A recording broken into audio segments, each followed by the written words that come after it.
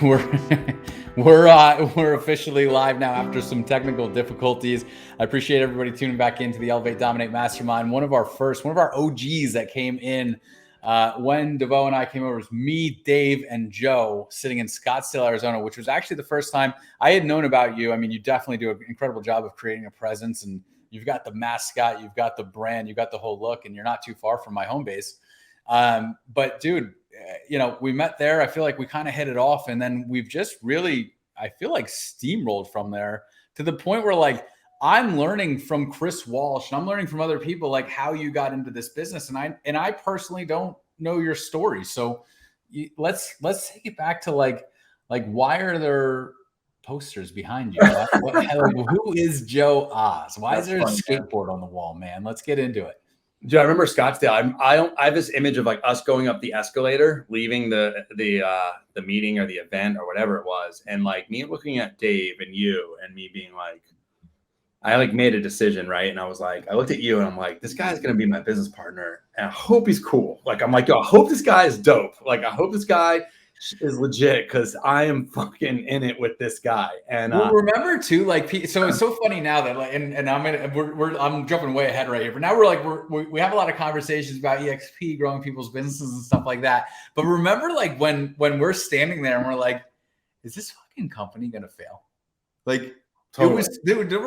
It was a Brent Gove mastermind with like 65 people there, and we're literally drinking wine with Rob Flick at the campfire, who like, it's insane what the company's grown to since then. But like, I remember feeling that in my gut, like, are we right, or are we geniuses, or are we completely wrong? Dude, we were already done with where we were. So like we had already like detached ourselves from where we were. We just needed somewhere to go. And if this wasn't the place, we would have found it, right? But you just got to start putting one foot in front of the other, I think, And yeah, I just remember that was a funny time. But yeah, man, for me, thanks for asking, dude. Thanks for asking me to have this conversation with you.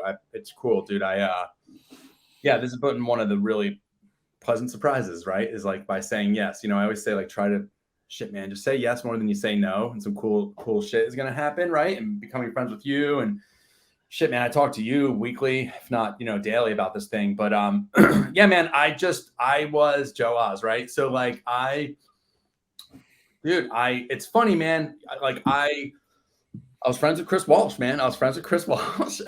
And when we were kids, man, we were like 15. We were like little punk rockers. Chris had a band in Hazlet, New Jersey, and we played basement shows. And like, we just knew of each other, man. And it's crazy. I was from the Jersey Shore, Asbury Park. Chris is from Hazlet. And that seemed like that could have been like states away at the time. It's like 20 minutes up the road, but it was like 20 exits.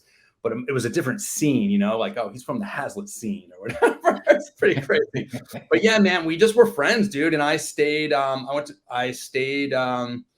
to college at Stockton University, I think it's called now. And Chris went to Rutgers, and we stayed friends and whatever. And Chris got into real estate pretty early on, like 2002, I think. He just got into real estate. I think it's the date. I think that's when he got into real estate. And we just were buds, man. And like, I stayed in like the music industry, man. I had this dream of, it's funny, I'm in San Juan Capistrano right now in Orange County, and I wanted to work in Huntington Beach at Revelation Records. Like I wanted to like work at a record. I wound up working at another record label at Huntington Beach called Nitro Records, which is owned by the singer of The Offspring.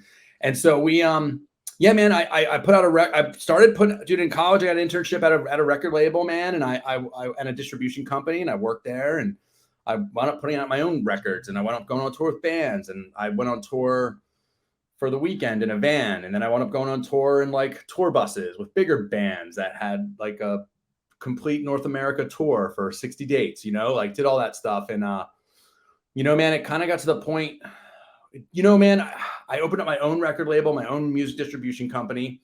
It was outside Philadelphia, and it was really cool, man. We did really well, man. We did it out of my house. I think my first year we netted 40 grand. The next year we netted over $1 million. And we were like, we would distribute music. Like if I met you and and no one knew who you were and I liked your band, we would buy your CDs. This is crazy. And we would like distribute them to all these accounts that we had around the United States. And they were like bigger, like imagine like a vintage vinyl or like, you know, things like that. There's these chains all across the country that like I opened up the accounts, like Schoolhouse Records in Missouri or Zia Records in Arizona, you know, or Amoeba Records in California. And so I knew the buyers and I would sell them Hot Topic, dude. I would sell them records. And unfortunately, I remember in my last year of college, I was doing all this shit, man, and having fun with it. I wasn't sure if I was making money, but I could pay my bills, you know, and it was a blast. And remember my last year of college, I like went to like a party and someone was like playing a really obscure, someone was playing music and I was like, they're like, what do you want to hear? Long story short, it was like Napster, right? It was like Napster. I'm like, what? I remember giving them like a really obscure, I was being a snob, like really obscure punk song. I'm like, yo, play this. I'm like, this, you know, whatever's not going to find this song. He found it like that on his computer. I'm like, what? How did that happen? He's like, oh, this is Napster. It's like free. I'm like, what? At that moment, I'm like, it's over for me. Like I knew because I worked in music, like compact discs, cassettes, like records. I worked in distribution and selling physical copies of music. And I was like, shit. And, you know, then came iTunes. And so quickly we tried to pivot. We quickly tried to get into merchandise and we just didn't do it quick enough. You know, I remember saying to my partner, like, yo, they cannot download a t-shirt. They got to wear a t-shirt. And, we ran around like we were little. We didn't know what we were doing. We were really young, man. And I think a lot of that failure, like I'm really grateful to have like, whatever, it failed. It didn't succeed. But like, you know, I'm really grateful for all that because I learned a lot, man. Like I learned a lot. Like what is QuickBooks, you know, like, like learning all this stuff. And that's like like if you're doing a 7-figure business at that age too, like that is a full blown like punch in the mouth. Like that is that's like, oh, everything's going perfect. Wait a second. Yeah, we did not know dude, I hired a forensic accountant to come in and he just was like, he looked around the office. He was like, what are you guys doing here? It was like romper room, dude. It was crazy. And like, we had to open up accounts with like Epitaph Records, like the largest independent record company in the world. We had opened up an account and I think our credit line was like $50,000, right? And we were just, these two dumb kids, man. We had employees. We didn't know how to hire. We had interns from Temple University. But anyway, basically like sales just started. Dude, I remember we were selling independent records on Amazon. This is like, dude, 2003, 4, 5. And we had to fly to Europe because we had to open up a bank account in London, one in Paris and one in Germany so that we could do business through Amazon in those countries to sell our records. And we did that, man. And it was pretty wild, dude. But yeah, it just fizzled. We just definitely hit a wall because we didn't know what we were doing. And the market just shifted and we didn't think to like, we wanted to go to licensing t-shirts. But anyway, man, that's what happened. Anyway, long story short, dude, real estate. I remember I was friends with Walsh. Walsh, I don't know, man. Walsh just had his shit together. And he like had a house and a boat and like he was like crushing it in real estate. And he'd be like, it was just fun to hang out with him because like he wasn't pulling all the pennies out of the cushions to go buy beer that night, you know? And and he just was and he was just crushing it and just a really fun guy. And he always like he was always in these like really good like indie bands that like got really close to something happening. I think we all have those stories or whatever, but like his bands were really good and would gather. I think the last band was called Murciana. And I would see him playing festivals and stuff like that. And we were always just buds, man. And yeah, anyway, I remember I was like crying. Like I asked him to go for a beer. I was like crying in my beer. I swear to God. I was like, what am I going to do? The business was total, like the business was done. And like I was smart enough to figure it out. I dumped it on my partner. I'm like, dude, I'm out of here. And so he was like, oh, fine. Like he was going to save it. And I'm like, lead indicators and lag indicators. I understood what a lead indicator was then. And I'm like, you know what? I'm going to get out of here. You know, I'm going to take my, you know, whatever debt I've already accumulated. Yeah, I'm going to take that and figure out how to get rid of it as a realtor. Yeah. I'm going to give my house back to the bank and pay these bills off and figure something out. But anyway, man, I just was, dude, I'll never forget it, man. I was sitting with Walsh. We were in Homedale at a Houlihan's or something. He's like, yeah, you should get into real estate. And I'm like, what? And I just applied to get my MBA at Rutgers. And like, I knew going back to school was not the answer, but I needed to like stay in motion. Yep. And so at the time, man, I don't know. Chris was very successful. I liked him. He was transitioning from Better Homes and Gardens to buying a Remax office. And he was starting a team. And this was really on. This is like 2006, 2007. I got my real estate license in 2007. One, I didn't really have any other options. Two, I trusted Chris. And three, I just kind of thought like I could do anything I put my mind to, right? Like I was always like, I'll outwork anybody. I always had that mentality, right? Like, Yep. and so I just kind of, it's funny, man. And I just didn't want to stop working. It's funny. I got a job as like I was like a server, man. I was like, no, like, what is it called? A banquet server? I became like a banquet server because I had a mortgage and I just felt weird, like not working. So I was going to be like, I was like a banquet server for like probably like 2-3 months. I was like 28. I remember the kid that trained me was 19. I swear to God, he's like, yo, mister, aren't you like a little old to be doing this? That's what he said to me. I'm like, oh my God, kid, give me a break. I'm in between jobs right now. And then I remember I'm like, dude, you ever hear a Napster, kid? I'm like, dude, I gave my resume to the guy that hired me, and my resume was bomb, dude. Like, great school, past like running a business. The guy was like, he like looked at it and was like, whatever, can you start tonight? He's like, carry a tray. I'm like, yeah, I can carry a tray, dude. And whatever, that was like walk around money for a few months, right? And so you know, I had like what I thought was a rainy day fund. Then I had like $5,000, you know, just like whatever, because I read some smart investing book that said to have a rainy day fund. That's what I thought a rainy day fund was, and it kind of saved me, man. And I got my first deal in escrow. The funny thing is I started doing the activities before I had my license. You know, earmuffs, real estate commission. I started doing things around the office, making calls, doing things, whatever. I got my first deal pretty quickly thanks to a lead from the team. And you know, I always say this, man, I got the leads that like nobody really wanted or what they thought was not good leads or whatever.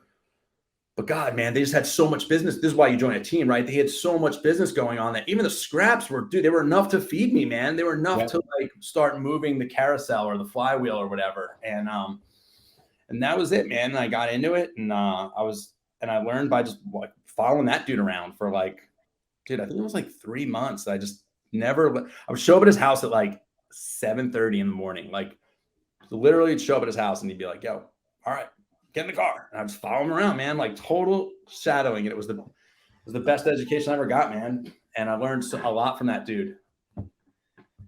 And I would imagine, so now we're 3 months into like you getting licensed. I would imagine, you know, 07, I got licensed in 07, not the easiest real estate market.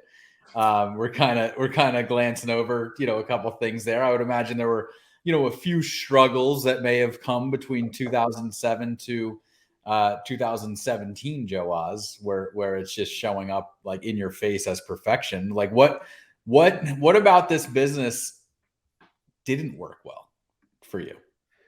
That's a really good question, man. I think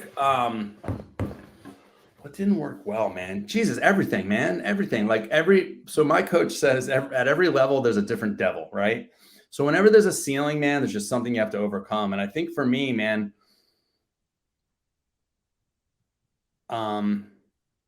it's, dude, for me, dude, just being a good, I don't know, man. For me, the hardest part is just being a good dude, getting out of like control and being a leader and getting out of the way. Getting out of the way, I think, is the hardest part for me, right? I was talking about it today to somebody. I had so many conversations today, but like just getting out of the way, man. Oh yeah, I took Sunday, Monday, Tuesday, Wednesday off to go up to the mountains with my wife. It was the first time we gotten away in a really long time. We have a 4-month-old, we have a 6-year-old, and we used to travel all the time. I could disconnect these. And I was talking to actually our Zillow Flex rep, and he's like, oh, must have been nice. I'm like, I could not disconnect. But yeah, man, I think just like every time you hit a ceiling, you just have to be willing to stop, take a look around, really, really truthfully and honestly evaluate what's working, what's not working, and like honestly do that. And what can you do better? And then you have to be able to come out from behind yourself and ask for help from the proven people who are doing it. And you have to trust the proven people, man. Like you can't paralysis analysis anything, and you just have to believe the believable people. And then trust that time on that task over time will beat talent every single time. It's funny too, man. I every Monday morning, DeVoe and I have a Zoom at 10:30 10 to 10:30. And it doesn't matter what level you get to. It's so true. Whether you're a brand new agent or, you know, you're where Dan Beer is. I said to Dave, I go, dude, here's what I'm really good at. And here's what I fucking suck at. And this is where I need help. And I want you to look at what I'm really good at too, because I can probably do a lot of that better too. And like we're just literally masterminding and creating that awareness around like, what is every process that happens, whether you're a single agent, you're calling for sale by owners, and I was talking to somebody today, you're really good at setting appointments, great, you're not getting listings. Well, what's your listing presentation like?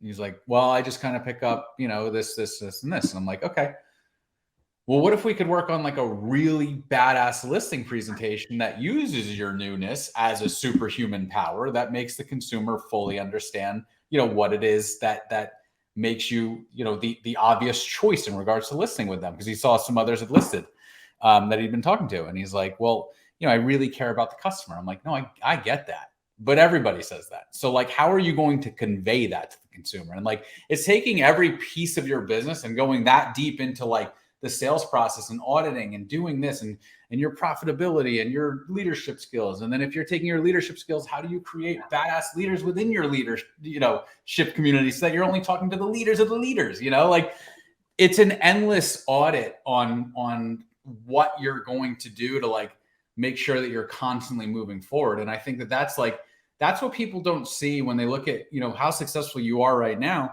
They don't see like the self-awareness that you've had to dig into and create since 2002, since 2007, since before you even got your real estate license, when you're like, Napster just broke the system. Where do we go? Or, hey, why would you ever do deals with Zillow, Flex? That is the enemy. They are ruining our careers. No, they're an opportunity to make a lot of money and to really help consumers at a super high level and pour gasoline on what it all is you're already doing. And you know what? If a robot takes over our job one day, well, then I'm going to train the fucking robot, Yeah. Like what are you doing to like plan ahead? And I love that not you, but like, what is the average realtor doing to like stay ahead of the game? And a lot of times they're just living in that, like that fear. And what's cool is you've been punched in the mouth. You've been hit in the mouth so many times that like, it's like boom, boom, boom, boom. You were punched in the mouth, not being able to disconnect this past weekend. You realize that there's something broken within your system and you're having that audit to figure out, how do I go to the mountains again and not have that happen, but yeah, man, I mean, I like, where is Joe Oz today? Like, it's awesome to hear that's, the struggles arise and that everybody's kind of going through the same thing. But like, where are you at today? Where are you looking to go in this business? I feel like you guys are doing incredible things. For those of you that don't know, you're West Coast. Yeah.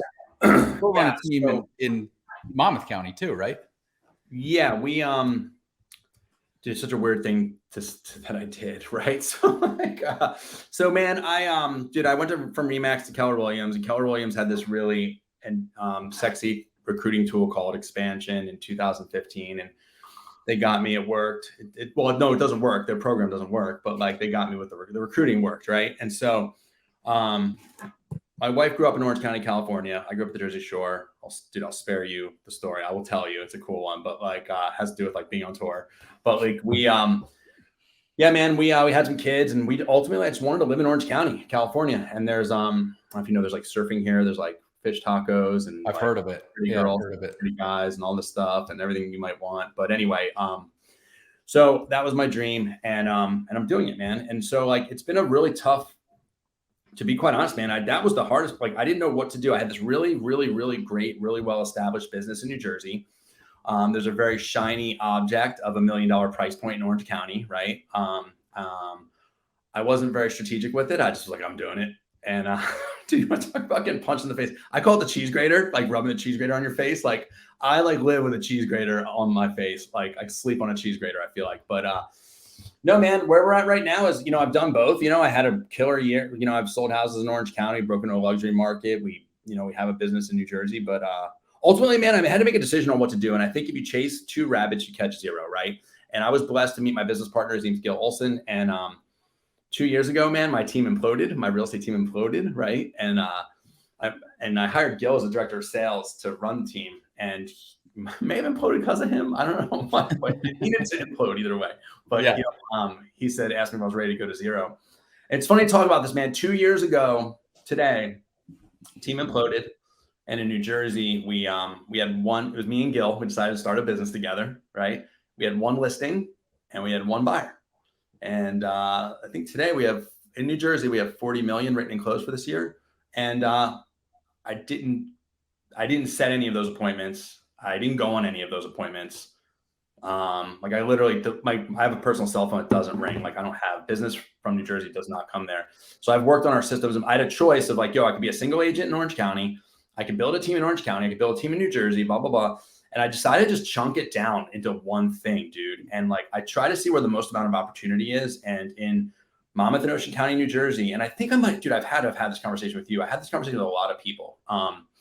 And just based on our reputation there, our branding, our track record, the price point, the people that live there, the fact that it's an attorney state, all this stuff, man, the way they do title, it turns into like it can turn into a really, really great leveraged business, man.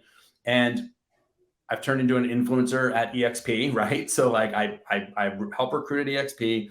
I do, I have a business, which I don't think a lot of realtors can say. Like I have a business. That's one of my buckets. My wife and I are actively into real estate investing. We were up in, part of the reason I couldn't disconnect is we're in the mountains. We're looking at like Airbnb properties and we're like probably stressed out about like what we can afford and how many we can buy. And I'm all doing all this stuff. But yeah, ultimately, dude, that's where we're at, man. Like I ultimately just want to, I think that real estate, anyone I met, dude, I came from like, dude, my parents had me when they were 19, Brick, New Jersey. My mom's a waitress. My dad's pumping gas, like I only say that because I had limiting beliefs my whole life that I really couldn't. No one was like, dude, nobody was like having Nintendos or wearing Nike Air Jordans or, going on vacations or any of that stuff. And making six figures was always this like wild thing, going to college. And just one by one, I just tried to break. What I knew was when I got into real estate, everyone I knew that was doing well and happy had made wealth through real estate. And then I realized like, they didn't make it through like selling houses. It was like everything around it. And then I realized it was like, and I realized like Walt Disney's Disney, where like it's the mouse, and from the mouse is like concessions, movies, theme parks, merchandising. Like it's a yard sign. For me, I see a yard sign. It's like property management, construction company, flipping houses, luxury, retail, wholesale, training, coaching, whatever. And there's just so much opportunity in there that like, and then I was like, oh my God, I see it all. Like this, like Goodwill Hunting, total spaz. And I'm like, I just knew I tried to do it all by myself. My ego tried to do it by itself for 10 years. It's only been the last 2 years, man, where I'm like, oh, I can't do this. There's a lot of meat on this bone. And I just got it. And the thing is I go back to like, you just got to know it, dude. I know what I know. I know what I don't know. And I know the difference, man. And I'm not willing to like partner with people, give half of it away, whatever it takes to get to the goal, man. And I read recently, man, that like, God, I'm going to butcher this. Hell on earth is like meeting the man that you might have become, right? Or you could have become. And like, that's kind of like my motivation every day is just be the best that I possibly could be. And I think that real estate is the vehicle to get there, man. And that's all I got. It's funny and I'll leave it with this too. You're at the Chet Black event. We were just talking about it. And we have a Chet Black event again tonight in 2 hours. But do you remember when he's like, I want everybody to close their eyes and I want you to look at like your wildest dreams coming true, like the most incredible thing, that could ever, and I'm kind of like tearing up, like thinking about it right now, the wildest thing out there. And I want you to think about what you need to do to achieve that. And then now I want you to look at your kids, your wife, and tell them that you're a coward because you didn't do that little bit that you needed for that greatness. And like that's exactly what you're talking about. It's like kind of like when you die in 40, 50, 60 years, whenever it may be, what are people going to say about you at your funeral? And like, what's the legacy that you're leaving behind? And it could be a simple one. I mean, it could be like, dude, that guy just fucking gave, or that guy, holy shit, that guy appreciated free time, or holy crap, that guy knew how to build systems, or, gave so much back to charity or built a real estate empire, like whatever it may be, like whatever it is that completely empowers you, just make sure that's what it is. And I got to wrap in 2 minutes. So Joe, dude, how do people get involved in your world, man? Like if somebody said, hey, this is fun, I want to get a part, get in on that Thursday training, or I want to know more, like what's a good way to get in touch with you? Cool, man. Yeah. So we believe that doing this thing alone sucks, right? We like to do it with other people, right? So like, yeah, you can find me, dude. I host a training every Thursday at 12 p.m. Eastern Standard Time, 9 a.m. Pacific Standard Time. Open to anybody, right? So like we just hosted, it was like the thing we did for our teams. That's totally open. So you can find me at Joe Oz Real Estate on Instagram. If you search Joe Oz on Facebook, super, super easy. And I'm really, just like you, Brett, I'm really involved with social media. I turned it off last week when I was in the mountains. I was really trying to disconnect, even though I couldn't. But yeah, that's how you can get me, man. And yeah, I'd love to interact with you guys. Add me, whatever. Oh, I have a YouTube channel. All of our trainings, dude. We've got Brett on there. We've got everybody, dude. Everyone who's anybody on this thing for the last like 3 years. We've been recording these things. So we have a YouTube training channel that you can go to. And yeah, that's it, man. Thanks for. I think your last question was going to be like an actionable take it away, and I would just say like, yo. Think, stop and think, like take time out of your week, your month, whatever, and just stop and think like what's working and what's not working and what can I do better, and be honest with yourself about the answers and then do something about it. Dude, appreciate you being on here, man. Appreciate you being a part of my life, my family, everything that you give back. Rock and roll, and can't wait to see where you take this. All right, brother. Thanks for this. I'll see you later.